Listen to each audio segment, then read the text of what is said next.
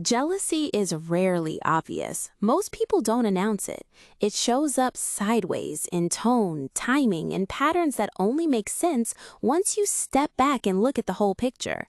And it matters because misreading jealousy can damage good relationships, while ignoring real jealousy can quietly drain your confidence or create real problems at work, in friendships, or in families. Before the 10 signs, two quick clarifiers that will keep you grounded. First, envy and jealousy aren't the same thing. Envy is wanting what you have, your job, your relationship, your skills, your lifestyle. Jealousy is the fear of losing something they already have because of you. Attention, closeness, status, or control. In real life, people often show a blend. They envy your advantage and become jealous about their place shrinking around you. Second, never judge jealousy from a single moment. Look for clusters of behavior and look at timing. Patterns that spike right after you succeed, get attention, or gain independence are far more telling than one awkward comment on a bad day.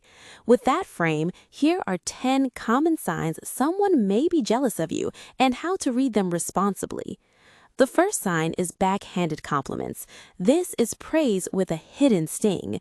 Things like, "Wow, you're actually really good at that." Or, "That outfit is bold. I could never wear something like that." Or, "Must be nice to have everything come so easily." The psychology is simple. It lets them appear supportive while still shrinking you a little. You'll usually feel it in your body. You're supposedly complimented, but you walk away feeling smaller. If it happens mainly when you're doing well, it's not just awkward phrasing. The clean response is neutral. A simple "thanks" without explaining or defending yourself often ends it. The second sign is constant comparison and one-upmanship.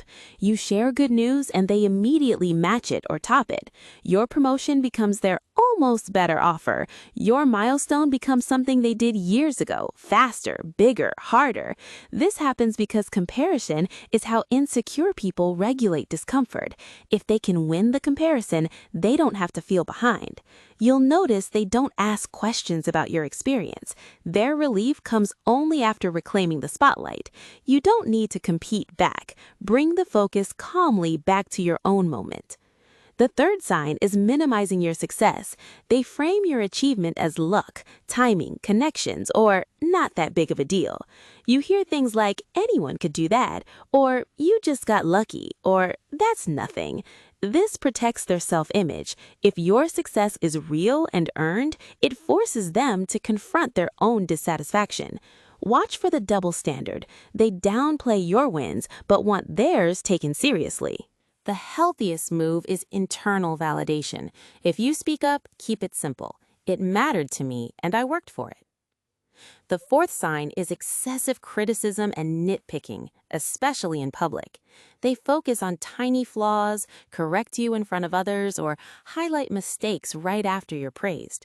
This kind of criticism isn't about improvement, it's about restoring a sense of superiority. If it's jealousy-driven, it will be disproportionate and poorly timed. Asking for specifics often exposes it. If they can't name a clear, constructive change, you're not dealing with helpful feedback. The fifth sign is imitation or copying without acknowledgement. They adopt your style, interests, phrases, or goals soon after you do. On its own, copying can be admiration.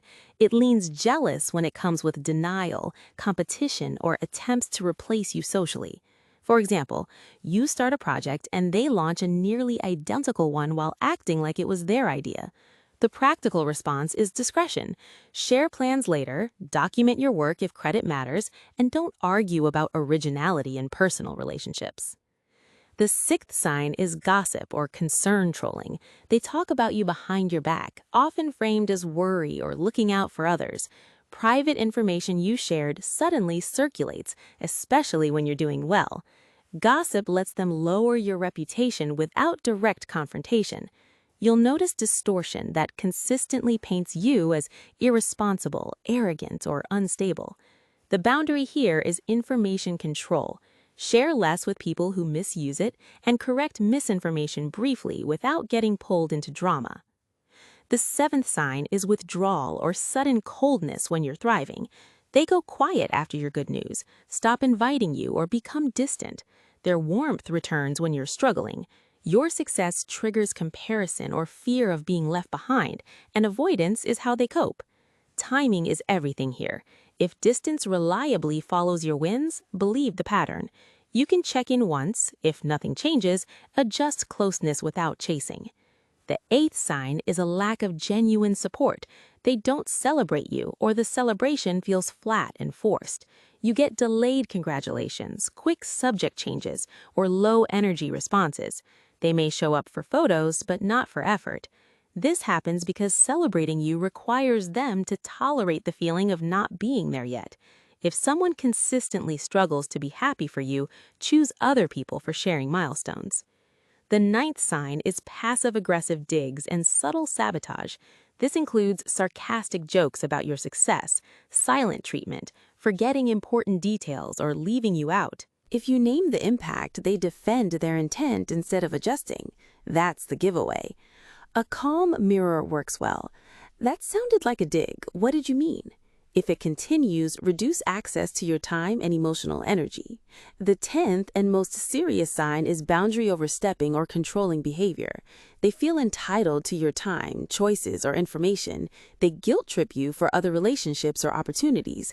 They interfere, monitor, or punish your independence. This is jealousy shifting into territory and control. If your no isn't respected and you feel anxious managing their reactions, the label matters less than the risk.